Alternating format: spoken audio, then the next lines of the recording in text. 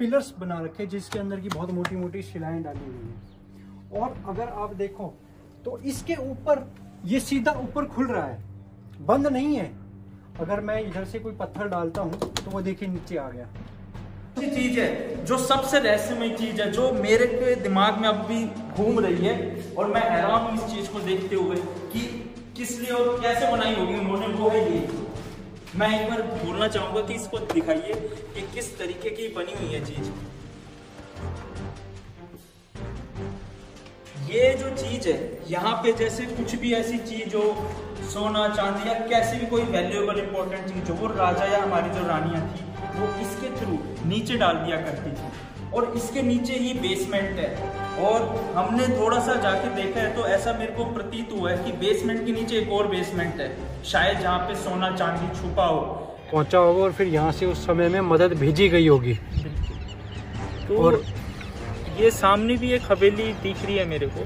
हाँ, ये भी उसी समय की बनाई हुई हवेली है जो कि हम अपने आगे के वीडियोस में कवर करेंगे। और साथियों, जैसा कि आप देख सकते हो ऊपर से कि यहाँ से दूर दूर तक का दिखाई देता है। आज तो थोड़ा मौसम खराब है और धुआं है, हवा में रफ भी है। और अगर आप ऊपर की तरफ, ऊपर की भी जो कारीगरी जो की गई है वो आप देखोगे पूरी एग्जैक्टली हर जगह सेम कॉपी की गई है। उस ज़माने में बिना किसी टेक्नोलॉजी के हमारे जो पूर्वज थे उन्होंने ये हवेली, इतनी सुंदर हवेली बनाई और इतना अच्छा आर्किटेक्चर इसमें रखा, वो सिर्फ यहीं तक जा रही है। और इसके आगे आप देख सकते हैं राइट की तरफ एक टर्न है और यहाँ पे यहाँ रुक नहीं सकता आदमी, मेरे हिसाब से बहुत मुश्किल होगा। यहाँ पर ही नहीं रुका जा रहा तो नीचे कैसे जाया जाएगा। नमस्कार भाइयों, आज आपका स्वागत है हमारे YouTube चैनल यादव सरकार में। हर बार की तरह आज फिर से हम यादव इतिहास से जुड़ी हुई एक रोमांचक जगह दिखाएंगे। देखिए, मैं खड़ा हूँ आज मीरपुर गांव के अंदर। हो सकता है आपको इसका इतिहास ना पता हो या बहुत सारे जिनको पता है, वो बहुत सराहनीय बात है। मीरपुर गांव के अंदर एक ये मीरपुर हवेली है जो कि राव तेज सिंह जी, जो कि हमारे महाराजा राव तुलाराम के दादाजी थे, उनके बनाई हुई है सन 1790 में। आज हम आपको ये हवेली दिखाएंगे, इसके आर्किटेक्चर के बारे में बताएंगे और इससे जुड़ा हुआ जो इतिहास है हमारा उसके बारे में बताएंगे। चलिए।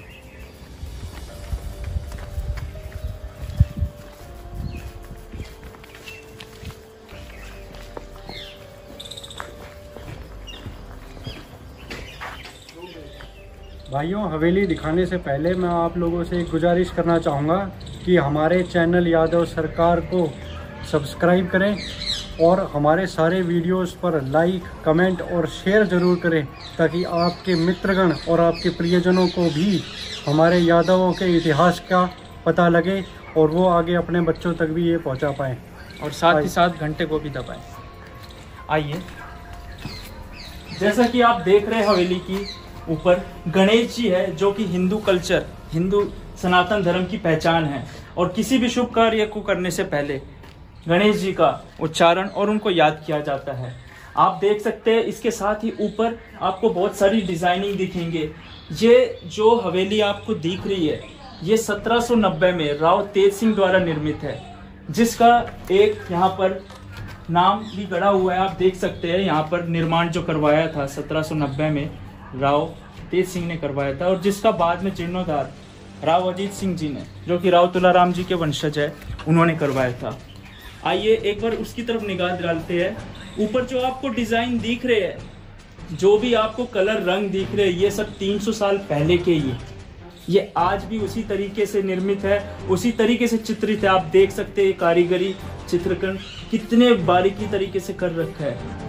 मैं भाई सचिन से पूछना चाहूंगा कि भाई साहब ये जो ऊपर दिख रहे ये सब चीज के बारे में आप थोड़ा सा बताएं। ये जो आप देख सकते हैं जो मोखियाँ हैं जो बनी हुई हैं, इधर भी है इधर भी है, जो वेंट्स बना रखे हैं इन्होंने, उनका मेन कारण उस ज़माने में ये था कि ये जो हवेली थी एक टीले के ऊपर। और आप देख सकते हैं पूरी दीवार में आपको कहीं खिड़कियाँ नहीं दिखाई देंगी। तो हवेली के अंदर हवा का अच्छा वेंटिलेशन, जो कमरे इधर हैं उनके अंदर हवा का अच्छा वेंटिलेशन बनाने के लिए ये मोखियाँ बनाई गई थी। और रात्रि के समय इनके अंदर दीप रखे जाते थे ताकि रोशनी रहे। और जैसे आप ये दो छोटे छोटे मेरे बगल में देख सकते हो जो छोटे चबूतरे हैं, ये उस ज़माने में चेक पॉइंट्स हुआ करेंगे जहाँ पर कि 2 गार्ड्स खड़े होंगे और वो कोई भी हवेली के अंदर आने जाने वालों की सामान की तलाशी या उनकी पहचान की वो करते होंगे, पहचान पत्र पूछते होंगे, उनके बारे में पूछते होंगे, फिर अंदर हवेली में अलाउ करते होंगे। चलिए अब हम बात कर लेते हैं गेट की। जैसा कि आप देख सकते हैं ये लकड़ी से निर्मित गेट है और इसके ऊपर लोहे की कुंदियां और बहुत पैनी हुआ करती थी उस समय, लेकिन 300 साल होते होते ये भी जंग लग गई है और इसकी हालत आप देख ही सकते हैं। अंदर की तरफ देखते हैं दरवाजे को, और इस दरवाजे की हालत आप देख सकते हैं कितनी अच्छी है। और साथ ही साथ ये देखिए, ये एक तरीके से सिक्योरिटी, डबल सिक्योरिटी का काम करती थी। जैसे गेट बंद हो जाता था ये पूरा गेट 100 हाथियों से भी नहीं खुलता था, इस तरीके से निर्मित था। आप सोच सकते उस वक्त की जो आर्किटेक्चर थी किस तरीके की थी। आज तो हम अपने घर बना लेते हैं नॉर्मल से दरवाजे, वो तो 2-3 साल के अंदर ही हो जाते हैं, लेकिन आप खुद सोचिए, आप जरा एक बार इसकी तरफ देखिए, ये 300 साल पुरानी लकड़ी आज भी वैसी है, इस पे कहीं दीमक का नामो निशान तक नहीं है। कितनी अच्छे तरीके से है ये। हालांकि इसके बारे में मैं पूरी जानकारी नहीं दे सकते किस तरीके से कार्य करती होगी, तो हम आगे चलते हैं इसके बाद और आगे आपको दिखाते हैं। जैसा कि आप हवेली के अंदर जाएंगे तो दीवार देख सकते हैं, अंदर का प्रांगण देख सकते हैं। ये हमारी हवेली है, अंदर का प्रांगण है। इस प्रांगण को आप देखिए, इस प्रांगण के ऊपर ये बनी हुई जो डिज़ाइन है इनको देखिए, और ये जो जितने भी आड़े बने हुए हैं जिनमें सामान रखते थे, ये देखिए, ये जो डिज़ाइनिंग है ये हमारी पर्शियन कल्चर का एक छोटा सा नमूना है, जिसमें हिंदुस्तानी कल्चर भी आपको झलकती है।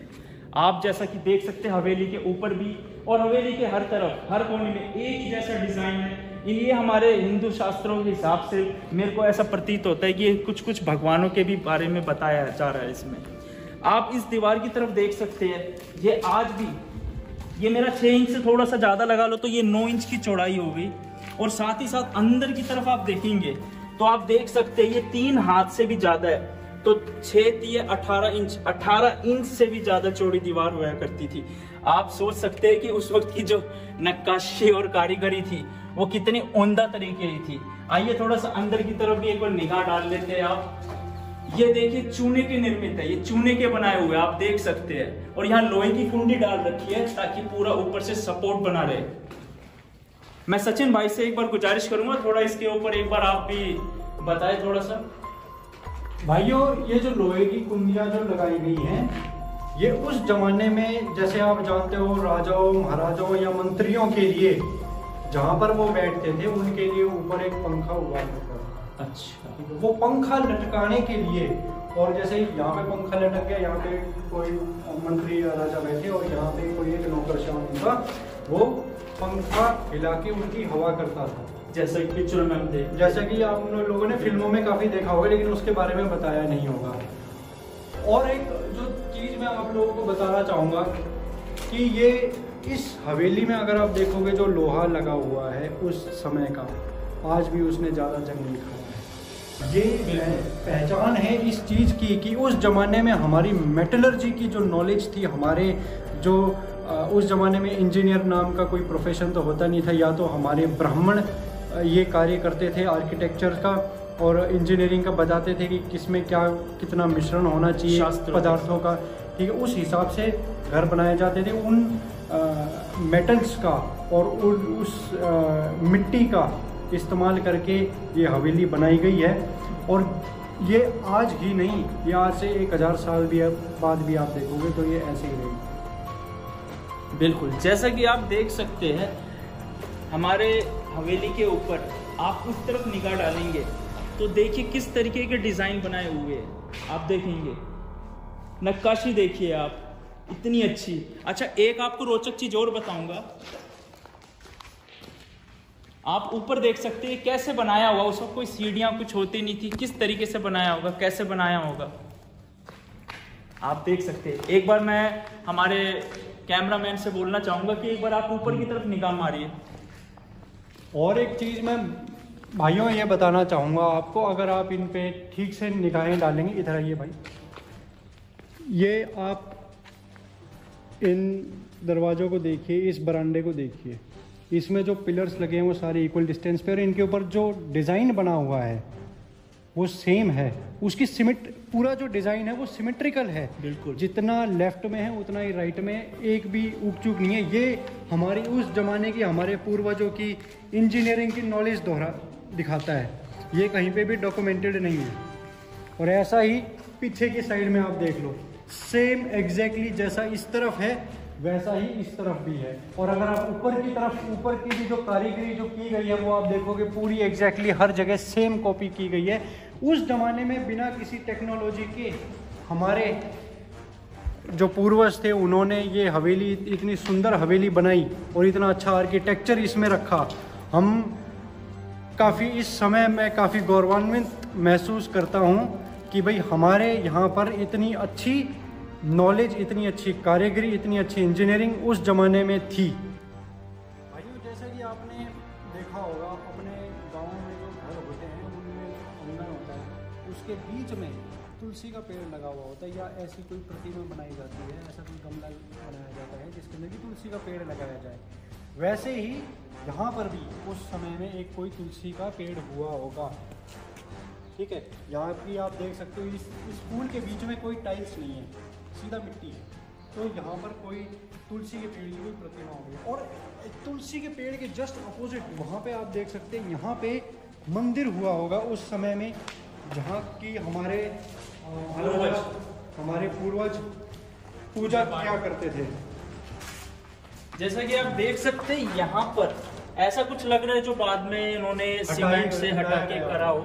ये पूरा जो एरिया है ऐसा लगता है मंदिर हो, यहाँ पे पूजा करते हो हमारे पूर्वज, क्योंकि बिल्कुल तुलसी के सामने ही ये निर्मित है।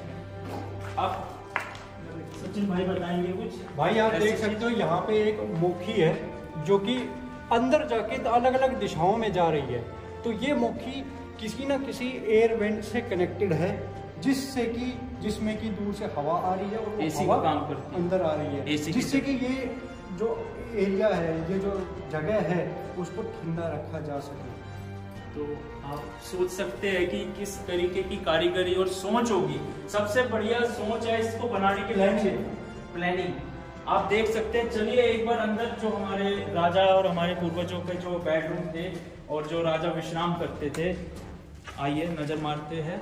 जैसा कि आप देख सकते हैं यहाँ पर चमगादड़ भी हमें थोड़ा सा दिखा है, और आप कंडीशन देखिए अंदर की, बिल्कुल वैसे का वैसा ही निर्मित है। मेरे ख्याल से जीर्णोद्धार जब करवाया था राव अजीत जी ने तब शायद ऐसा हो, लेकिन यहाँ पे आप खड़े नहीं रह सकते क्योंकि यहाँ पे इतनी ज्यादा स्मेल आ रही है कि एक नॉर्मल आदमी खड़ा भी नहीं हो सकता।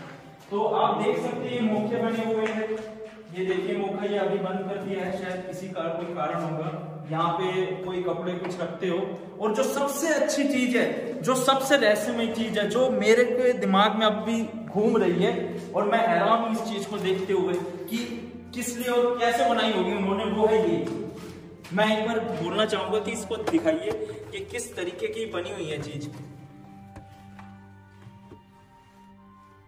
ये जो चीज है यहाँ पे, जैसे कुछ भी ऐसी चीज हो, सोना चांदी या कैसी भी कोई वैल्यूएबल इंपॉर्टेंट चीज हो, वो राजा या हमारी जो रानियां थी वो इसके थ्रू नीचे डाल दिया करती थी।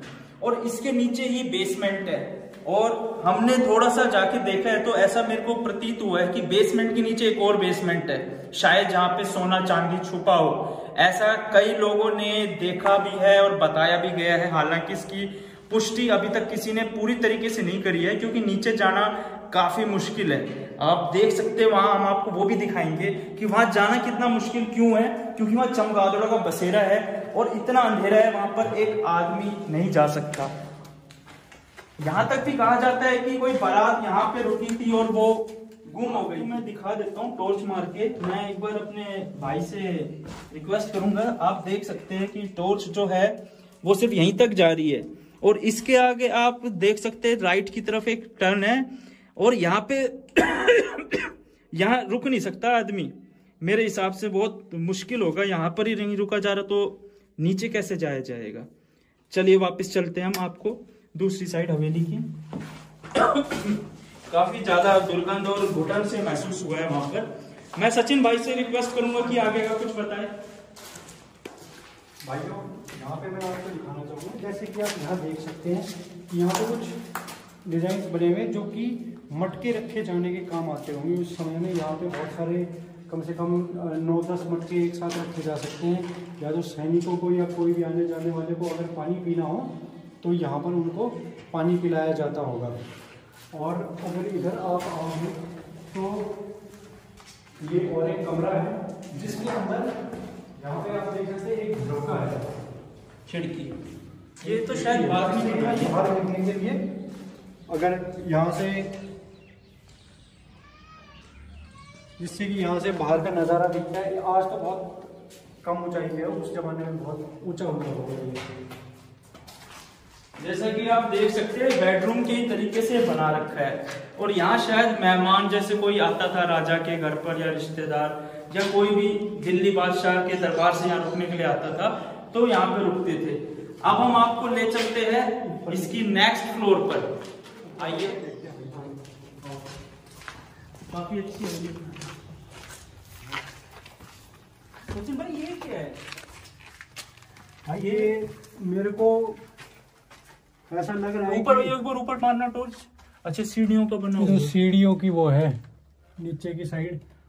और भाई ये उस समय में हर महल, हर हवेली के अंदर ऐसी सुरंगें हुआ करती थी जो कि राजा, रानी और जितने भी इंपॉर्टेंट मेंबर्स थे रॉयल फैमिली के, उनके एस्केप के लिए, उनके अचानक हमले के टाइम पे निकल जाने के लिए इस्तेमाल की जाती थी। अगर उनको लगता था कि वो आउट नंबर हो गए हैं दुश्मन की सेना से और हवेली गिर जाएगी या सीज हो जाएगी, इसके लिए ये सुरंगें बनाई जाती थी। और ये सुरंग कहाँ जाकर निकलती है ये हम नहीं जानते, बस सुनी सुनाई बातें हैं कि ये जाकर बड़ा तालाब पे निकलती हैं। इतनी दूर बड़ा तालाब पे जाती हाँ, है? बहुत बहुत ज्यादा दूर। मेरे ख्याल से हमें शायद नीचे नहीं जाना चाहिए, वही बेहतर रहेगा, क्योंकि जिस कंडीशन में आप देख सकते हैं मिट्टी भरी हुई है और आगे शायद सांप, चमगादड़, पता नहीं क्या मिले, कुछ भी हो सकता है, कुछ भी हो सकता है। तो मैं मतलब ये आर्कोलॉजिकल सर्वे ऑफ इंडिया से रिक्वेस्ट करूंगा अगर वो वीडियो देखें। और भाइयों आप देख सकते हो यहाँ पे और एक आलिया है, आलिया नहीं है, ये वेंट है हवा के लिए। ये भी ऊपर से हवा लाके यहाँ पे, मतलब ऊपर के वेंट्स के थ्रू यहाँ पर हवा पहुंचाई जाती है ताकि अंदर ऑक्सीजन की मात्रा बनी रहे और किसी को कोई सांस लेने में कोई दिक्कत ना हो। बिल्कुल। तो मेरे ख्याल से आर्कोलॉजिकल सर्वे ऑफ इंडिया को यहाँ पर एक बार रिसर्च करनी चाहिए। ये बहुत ही हमारे पूर्वजों ने सोची समझी चीजें बनाई होगी, और ये बड़ा तालाब तक जा रही है तो इसका मतलब काफी बड़ी बात है। ये है वो वेंट जो हमने देखी है, आप देख सकते हैं। तो आप हम ऊपर ये जो चीज आप देख रहे हो सचिन भाई, इसके बारे में क्या ख्याल है आपका? कि जैसे हम सीधा भी जा सकते थे, बना सकते थे, लेकिन यहाँ भी उसी तरीके से और यहाँ भी उसी तरीके से ये जो बैंड कर रखा है, या आप इसको कुछ भी भाई साहब, ये जो अगर ये सीधा होता, हाँ जी, ठीक है, इसके अलग अलग इसको सीधा बनाया जा सकता है, लेकिन नहीं बनाया। हाँ, आजकल के हमारे घरों में सब में ये सीधा रहता है इसी, लेकिन ये उस जमाने में टेढ़ा बनाया गया था। क्यों? ताकि अगर सपोज करो हमारी हवेली सीज हो गई है, होने वाली है, और दुश्मन सैनिक अंदर आ गए हैं, तो यहाँ पर 2 सैनिक होंगे जो कि यहाँ पे लड़के या तो तीर से या तलवार से उनका हमला कर सकते, या उनके ऊपर सरप्राइज अटैक कर सकते थे ऐसे छुप के। बिल्कुल, ठीक है। अब अगर ये सीधा होता तो वो सीधा दिख जाते। बिल्कुल। एक ये कारण है इसका बेंट होने का। अच्छा। दूसरा, अगर आप देखो कि हमारी ये जो सीढ़ियां हैं, कि हमारी ये जो सीढ़ियां हैं ये हमेशा राइट की तरफ मुड़ रही हैं। जाएंगे ये लेफ्ट की तरफ भी लेके जा सकते थे सीढ़ियां, लेकिन राइट की तरफ मुड़ रही हैं। उसका कारण क्या है?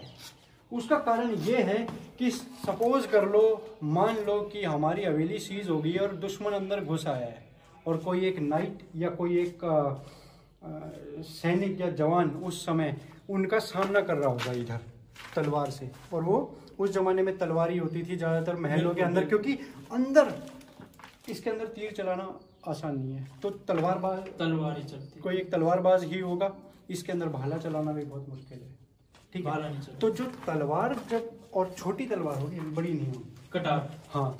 तो अब सपोज करो आप सामने हो, आप सपोज करो आप एक दुश्मन सैनिक हो और आप अंदर मेरे ऊपर हमला कर रहे हो, तो मैं आपसे ऐसे तलवार बाजी कर रहा हूँ, लड़ रहा हूँ, और मैं धीरे धीरे पीछे हो रहा हूँ, क्योंकि जैसे जैसे उनका नंबर बढ़ता जाएगा, और आगे जाके सीढ़ियाँ मुड़ रही है, हाँ। और अगर सीढ़ियाँ लेफ्ट की तरफ मुड़ रही होंगी तो मेरे को ऐसे मुड़ना पड़ेगा, बिल्कुल, जिसमें कि मेरा ये जो इस हाथ में जो ढाल है वो मैं सामने रख के अपनी प्रोटेक्शन नहीं कर सकता, आर्मर नहीं दिखा सकता, और ऐसे लड़ने में मेरा हाथ भी कट सकता है, मेरे को सीधा मार दिया जाएगा, जो ऊपर जिनकी मैं रक्षा कर रहा हूँ वो खतरे में आ जाए। इसलिए ये राइट में रखा गया है, ताकि मैं ऐसे आराम से मुड़ के ऐसे लड़ सकूं, और इस हाथ में मेरी ढाल जो होगी मैं उससे ऐसे प्रोटेक्ट करके ऐसे मारा जा सकता। बिल्कुल, ये बात तो काफी मतलब यूनिक चीज है, आज पहली बार मतलब हमें पता चली है, और बहुत ही अच्छा लगा ये देख के।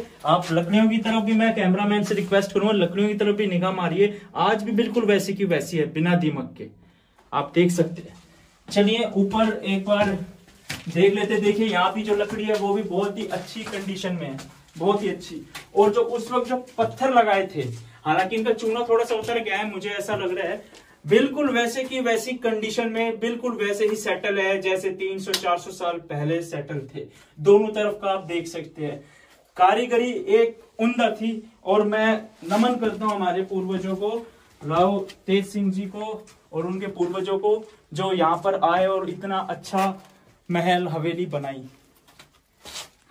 अब आइए दूसरे सेकंड फ्लोर पर, ये आप देख रहे हैं कारीगरी, देखिए उम्दा कारीगरी है बहुत। और ये है वो राजमहल का वो हिस्सा जहां पर हमारे राजा राव तुलाराम जी यहाँ बैठा करते थे, और यहाँ दरबार लगता था, यहाँ पे दरबारियों की फरियाद सुनी जाती थी।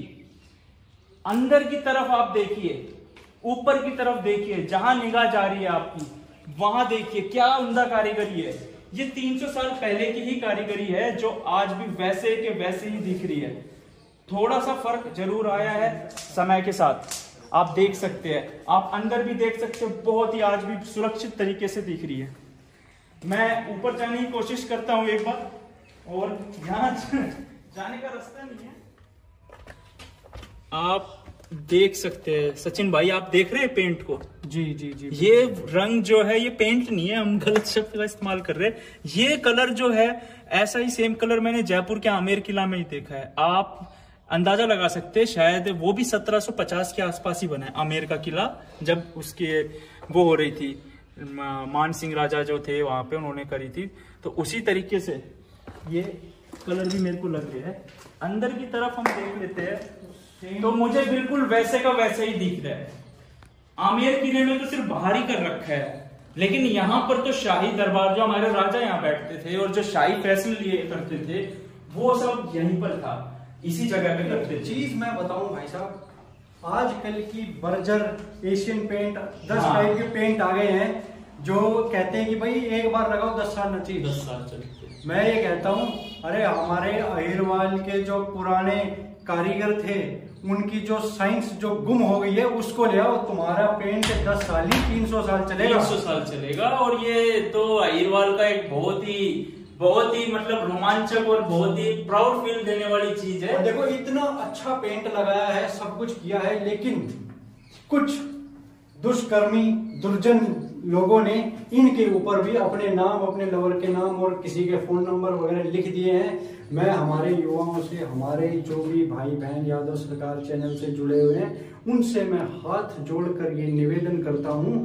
कि हमारे, न सिर्फ हमारे समाज की कोई भी पुरानी बिल्डिंग है, बल्कि पूरे हिंदुस्तान की जो बहुमूल्य जगह हैं, जो भी यूनेस्को साइट्स हैं, जो भी ऐसी जगह हैं जो कि आर्कियोलॉजिकल सर्वे की उस लिस्ट में आती हैं, और जो भी हमारी धरोहर है, किसी पर भी ऐसे कहीं पर भी ना लिखें। आप कुछ उसको बिगाड़े नहीं, कुछ बना नहीं सकते तो कुछ बिगाड़े भी ना उसका। और आपको मैं ऊपर एक बार दिखाना चाहूंगा, आप देख सकते हैं, ये कारीगरी भी 300 साल पुरानी है। हालांकि थोड़ा सा साइड में आप अगर नजर डालेंगे, थोड़ा थोड़ा उतरने लग गया है कलर, तो ये मैं रिक्वेस्ट करूंगा राज्य सरकार से भी और साथ ही साथ हमारे आर्कियोलॉजिकल सर्वे ऑफ इंडिया से भी कि जो महल की जो हालत है वो थोड़ा सा उसकी तरफ देखिए। आप उधर देख सकते हैं एक शेर का निशान भी है, शेर बना हुआ है, आप देख सकते हैं, टाइगर जिसको हम बोलते हैं। और यहाँ पे चिड़िया बनी हुई है, यहाँ पे तोता बना हुआ है, और हर चित्रकारी में एक पक्षी या एक पशु या ये दर्शाता है आपकी कौशलता को, आप किस तरीके के एडमिनिस्ट्रेशन के धनी थे। और मैं बहुत ही गदगद हो रहा हूँ इस चीज को देख के, बहुत ही खुशी हो रही है इस चीज को देख के कि ये भाई सचिन ने जो बात कही है कि 10 साल पेंट चलता है, ये तो 300 साल पुराना पेंट है जो आज भी बिल्कुल वैसे का वैसा ही है। भाइयों अब हम आपको दिखाना चाहेंगे इस ये जो आड़िया जो बना रखा है इसकी क्या उस समय में सिग्निफिकेंस रही होगी। अच्छा, इस तरफ राजा का दरबार लगता था, दरबार में शाही फैसले लिए जाते थे। ओके, ठीक है, मंत्री सब बैठे, मंत्रीगण जो भी रॉयल फैमिली के मेंबर्स थे सभी बैठे रहते थे, यहाँ शाही फैसले होते थे और वो फैसले जनता को बताने होते। तो जनता बाहर खड़ी रहती थी, जो भी हमारे प्रजाजन थे वो बाहर खड़े रहते थे। तो कोई भी मिनिस्टर या राजा खुद इससे बाहर निकल के वहाँ पर जो हमारी प्रजा खड़ी होगी उनको अपने फैसले सुना देते होंगे और वो फैसले जन जन तक पहुँचाए जाते होंगे। और यहाँ पर और भी कई चीज़ें हुआ करती होंगी, जैसे कि हम जब किसी युद्ध पर जाते थे तो हमारी सेना को, राजा भले ही स्वयं खुद ना जाता हो, लेकिन जो सेना जाती थी वो अपने राजा का आशीष लेने के लिए यहाँ इकट्ठा होती होगी और राजा और हमारी महारानी सा यहाँ पर खड़े होकर उन्हें आशीष देते होंगे, उनका प्रोत्साहन बढ़ाते होंगे, जिससे कि जाके एकदम जंग के अंदर मतलब एकदम जुझारू, एकदम जोरावर योद्धाओं की तरह लड़ते होंगे और अपना खून बहाते होंगे और हमारे लिए वीर गति को प्राप्त होते होंगे। आप उस तरफ भी देख सकते हैं, वहाँ पर गेट है, शायद वो एंट्री गेट होगा जो अब थोड़ा सा अच्छा कर दिया है, लेकिन आप देख सकते हैं कि हर जगह ऐसे गेट पाए गए हैं। ऐसे 4 गेट हैं यहाँ पर, रेवाड़ी में भी 4 गेट है, गोकुल गेट, भाड़ावास गेट, ऐसे यहाँ पर भी वो गेट बनाए हुए हैं। तो ये तो पूरे तरीके से एक राजमहल तरीके से बना रखा है आर्किटेक्चर जो है। तो अब इसके बारे में सचिन भाई ये क्या है वैसे, आप इस हॉल के बारे में क्या मतलब? इसके बारे में भाई साहब मैं ज़्यादा तो कुछ कह नहीं सकता, लेकिन मैं जहाँ तक मेरी समझ है ये उस समय में जैसे कि राजा के लिए एक वो छत्र हर एक राजा के पहचान का एक छत्र होता था, या फिर उस शाही निशान, या फिर अंग्रेजी में उसको कहें कि स्पेक्टर भी एक चीज हुआ करती थी उस समय में, जो राजा अपने हाथों में या उनके जो अगल बगल जो नुमाइंदे जो उनके खड़े रहते थे वो कैरी करते थे, तो उसको यहाँ पे उनके सामने गाड़ने के लिए। तो एक तरीके से निशानी होगी उनकी, शाही निशान, यानी शाही जो हमारा ध्वज होता था जी, हर राज्य का एक शाही ध्वज होता था। इस ध्वज के बारे में भी हम आपको दिखाएंगे, बताएंगे।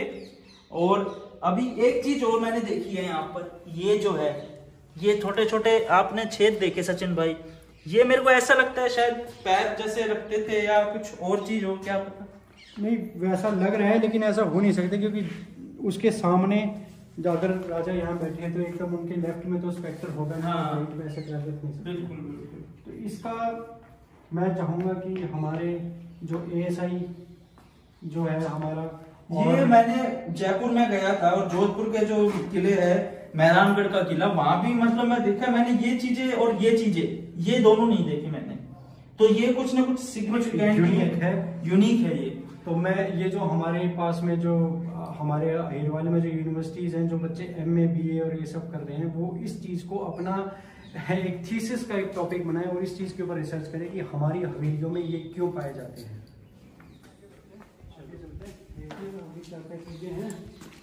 ये सचिन भाई ये मैंने उन महलों में भी देखा है और यहाँ भी देखा है, थोड़ा अलग टाइप का है ये, और 2 साइड में बना रखा है ये भाई साहब। ये एक्चुअली उस जमाने का गार्ड रूम है। अच्छा। जहाँ पे निगरानी रखने के लिए एक आदमी होता होगा, ठीक है, एक आदमी यहाँ पे रात को पहरा देता होगा या कभी भी, और जब लड़ाई होती थी या कोई सीज होता था तो यहाँ पे एक साथ 3 आदमी होते थे, एक यहाँ से तीर चलाता, एक यहाँ से तीर चलाता और एक यहाँ से तीर चलाता।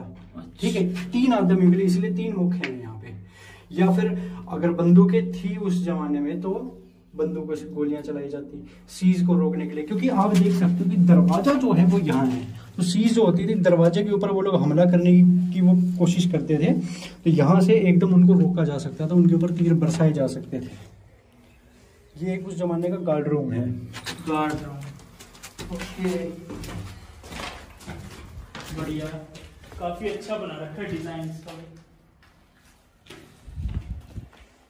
ये जो है ये भी कोई ऐसा ही मेरे को लगता है नीचे जाने का रास्ता है। आइए एक बार चलते हैं। काफी इस हवेली में नीचे जाने के काफी रास्ते हैं, लेकिन ये जो रास्ता है ये सबसे खास है। ये क्यों? क्योंकि इसमें एक बार में केवल एक व्यक्ति जा सकता है। ठीक है, चलिए हम चल के देखते हैं ये कहाँ तक जाता है। हाँ, देखिए लास्ट में आके पता लगता है कि ये भी एक गार्ड रूम है जिसके अंदर से कि बाहर की तरफ तीर चलाए जा सकते हैं, इधर से भी इधर से भी। बिल्कुल बिल्कुल, ये मेरे ख्याल से बंद कर दिया गया है। ये भी कुछ उस जमाने में भी ये मतलब कुछ देखने के लिए ये पूरा ही बंद करा है, तो मेरे को तो ऐसा लग रहा है कि शायद यहाँ पर आराम से आदमी दूर तक निगरानी रख सके। बिल्कुल जी, बिल्कुल।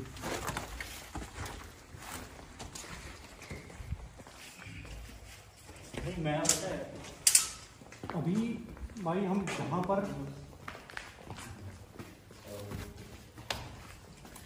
मुकेश भाई, ऐसा ही एक इस तरफ भी है बिल्कुल गार्ड रूम टाइप का।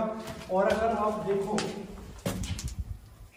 हमारे ये जो स्तंभ जो बना रखे हैं इस हवेली के अंदर बना रखे ये डबल कर रखे हैं, ये पूरी 18 इंच की है, क्योंकि इनके ऊपर जो ये शिलाएं रखी गई है जिसे ये बनाया गया है वो बहुत भारी है, इसलिए ये डबल किए गए हैं। और उस जमाने का अपना ये देखो कि इनके अंदर कोई लोहा वगैरह नहीं मिलेगा, प्योर हमारी सीमेंट ऐसी थी उस टाइम पे, चूना की इतने स्ट्रॉन्ग बनाए और इतनी बड़ी बड़ी शिलाएं ये झेल पा रहे हैं। ये अंदर भी एक कमरा है यहाँ पर जो कि काफी बहुत ही खराब कंडीशन में है। मुकेश भाई, आपको एक काफी रोमांचक चीज दिखाता हूँ। यहाँ से आप देख सकते हो तीनों आड़िए, वो वाला, ये और वो तीनों एक लाइन में, चारों एक लाइन में। ठीक है, सारे आड़िए यहाँ पे जितने बने हुए हैं चारों एक सिमेट्री में हैं, एक लाइन में है। आप उनको डायरेक्ट एक स्ट्रेट लाइन से कनेक्ट कर सकते हो। ठीक है, और अगर यहाँ से अगर आप हवेली का नज़ारा देखो तो बेहद ही खूबसूरत नज़ारा यहाँ से देखने को मिलता है। बिल्कुल, काफी अच्छा है। और जो ये आड़े जो सामने रखे, शायद इंफॉर्मेशन पास करने के लिए हो कि भाई दुश्मन आ गया हो या राजा साहब आ रहे हो या कोई शाही कुछ दस्ता आ रहा हो बताने के लिए, तो कई मतलब इसके सिग्निफिकेंट और यूनिक कोई भी काफी सिग्निफिकेंस रहे होंगे। जैसे कि कोई डिस्कशन चल रहा है दरबार में और किसी को कोई सीक्रेट बात पास कर दी तो यहाँ से कोई किसी को उधर दिखाई जाए और वो बिजनेस एक्शंस ले पाए। तो आप देख सकते हैं सचिन भाई, काफी ऐसा तरीके की। और वो ऊपर जो 5-5 रोड है, 1 2 3 4 5 6 7, ये चबूतरा है जो आप इसको बोलते हैं। इसके ऊपर तो शायद झंडे लगते होंगे। चबूतरा नहीं है भाई साहब, ये गुम्बज। मैं शब्द नहीं समझ पा रहा था। और इनका एक कारण है, और 7 झंडे तो कोई लगाएगा नहीं, बिल्कुल है कि नहीं, 7 झंडे नहीं लगेंगे। लेकिन अगर आपने देखा हो हमारे जो मंदिर हैं उनकी भी शेप ऐसे ही है, उनके ऊपर भी ऐसे लगाए जाते हैं। तो एक मैं आपको बात बताता हूँ, एक कि जैसे पिरामिड्स आपने देखे हैं। हाँ जी। और अगर आप सनातन धर्म के ऊपर थोड़ी पढ़ाई करेंगे, थोड़ी रिसर्च करेंगे, तो आपको पता लगेगा कि कॉस्मिक एनर्जी का एक बहुत बड़ा रोल है। हमारे जो साधु संत हैं वो सवेरे के 3 बजे 4 बजे जग के वो लोग मेडिटेशन करते हैं, क्योंकि उस समय में यूनिवर्स से बहुत ज़्यादा कॉस्मिक एनर्जी धरती के ऊपर आती है। और कॉस्मिक एनर्जी उस पॉइंट पर सबसे ज़्यादा आती है जो पॉइंट पिरामिडिकल शेप में होता है या ऐसे होते हैं। अच्छा। अगर आप कभी भी मंदिर में जाओगे आपको हमेशा शांति फील होती है, एकदम बहुत ज़्यादा आपको शांत फील होगा। बिल्कुल बिल्कुल सही कह रहे हो। कैसे क्या है ऐसी बात है वहाँ पे कि भगवान की मूर्ति है इसलिए वहाँ पे शांति है? नहीं, उसकी शेप पिरामिडिकल है और उसके ऊपर ऐसी शेप उसकी बनाई गई है, ऊपर लोहा लगाया गया है जो कि सुबह के समय जो कॉस्मिक एनर्जी आती है वो खींचता है और उस जगह को एकदम शांतिपूर्ण बनाता है। क्योंकि ये दरबार है, यहाँ पे जितनी ज़्यादा शांति रहेगी उतनी ही अच्छे फैसले लिए जाएंगे और तभी अहिरवाल मजबूत होगा और मजबूत हुआ भी है। लेकिन आज की पीढ़ियां और आज के बच्चे शायद भूल गए हैं अपना इतिहास भी और अपने पूर्वजों के बारे में भी और अपने रीति रिवाज, कस्टम, ट्रेडिशंस भी। अपनी ये चीज़ें ना कॉपी करी गई हैं।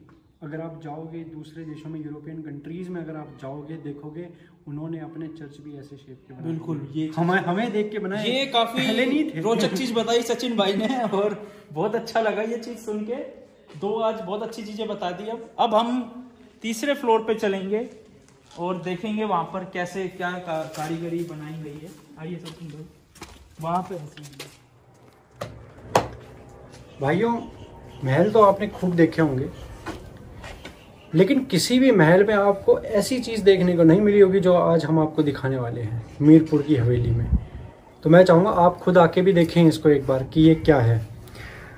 तो देखिए इसमें आप देख सकते हैं कि यहाँ पर दो सेमी सर्कल हैं ऊपर नीचे, अगर आप इनकी शेप देखो तो, और इसके ऊपर भी कारीगरी करी गई है, ठीक है। और इसके पिलर्स बना रखे जिसके अंदर की बहुत मोटी मोटी शिलाएं डाली हुई हैं। और अगर आप देखो तो इसके ऊपर ये सीधा ऊपर खुल रहा है, बंद नहीं है। अगर मैं इधर से कोई पत्थर डालता हूं तो वो देखिए नीचे आ गया। तो क्या है ये चीज, हम बताते हैं आपको। ये ज्यादातर लोगों को नहीं पता होगा। ये उस जमाने का चूल्हा है कि जिसमें यहाँ पर रोटियां पकाई जाती होंगी और इसका जो धुआं है ऊपर से इस चिमनी से निकल जाता होगा। साथियों ज्यादातर महलों में ये देखने को नहीं मिलेगा। ये केवल एक जगह देखने को मिलेगा, अहिरवाल की हवेलियों में, अहिरवाल के महलों में। जय हिंद, जय भारत। भाइयों अब अंत आ गया है इस वीडियो का, और इस वीडियो का समापन करने से पहले हम आपको ये दिखाना चाहेंगे कि इस हवेली की छत से कैसा दिखता है चारों ओर आज की तारीख में। और आप खुद सोचिए कि उस समय कैसा दिखता होगा जब प्रजा के घर कच्चे मकान होंगे। मकान तो होंगे ही नहीं उस वक्त, ये पूरा टीला था, रेत का। हाँ, और ऐसा बताते हैं कि जब गोकलगढ़ में जब अटैक हुआ था राव मित्रसेन के समय, तो उनकी जो माँ थी उन्होंने यहाँ पर एक रिक्वेस्ट भेजी थी मदद के लिए। तो बताते हैं कि बहुत दूर से ही मतलब पता चल जाता था और शायद ये घर गुर कुछ भी नहीं था, क्योंकि यहाँ पे तो धीरे धीरे उस जमाने में जो सिग्नल भेजे जाते थे वो आग के थ्रू भेजे जाते हैं। जैसे रात में एक जगह पे आग लगाई और वो दूर से दिखाई दी, एक महल को उसने फिर अपने वहाँ पे आग लगाई तो दूसरे महल तक वो दिखाई दी। फिर ऐसे ही सारी हवेलियाँ आपस में कनेक्ट होते यहाँ तक वो सिग्नल पहुँचा होगा और फिर यहाँ से उस समय में मदद भेजी गई होगी। और ये सामने भी एक हवेली दिख रही है मेरे को। हाँ, ये भी उसी समय की बनाई हुई हवेली है जो कि हम अपने आगे के वीडियोस में कवर करेंगे। और साथियों जैसा कि आप देख सकते हो ऊपर से कि यहाँ से दूर दूर तक का दिखाई देता है। आज तो थोड़ा मौसम ख़राब है और थोड़ी धुआं है हवा में, तो हाँ आप ज़्यादा दूर तक देख नहीं पाओगे, लेकिन फिर भी आप एक बार नज़र मार के देखिए कितना सुंदर नज़ारा दिखता है यहाँ से। और सोचिए खुद कल्पना कीजिए कि उस समय में कैसा दिखता होगा।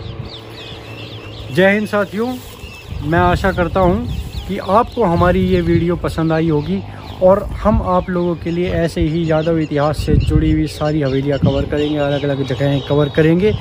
लेकिन उसके लिए हमें आपकी तरफ से मोटिवेशन चाहिए। हमारे लिए मोटिवेशन सिर्फ एक चीज़ है, आप हमारी इस वीडियो को लाइक करें, इस पर कमेंट करें, हमारी वीडियो को शेयर करें और भाइयों सब्सक्राइब का तो कोई टैक्स नहीं लगता, कर देना आप। और साथ ही साथ घंटा जरूर दबा दें।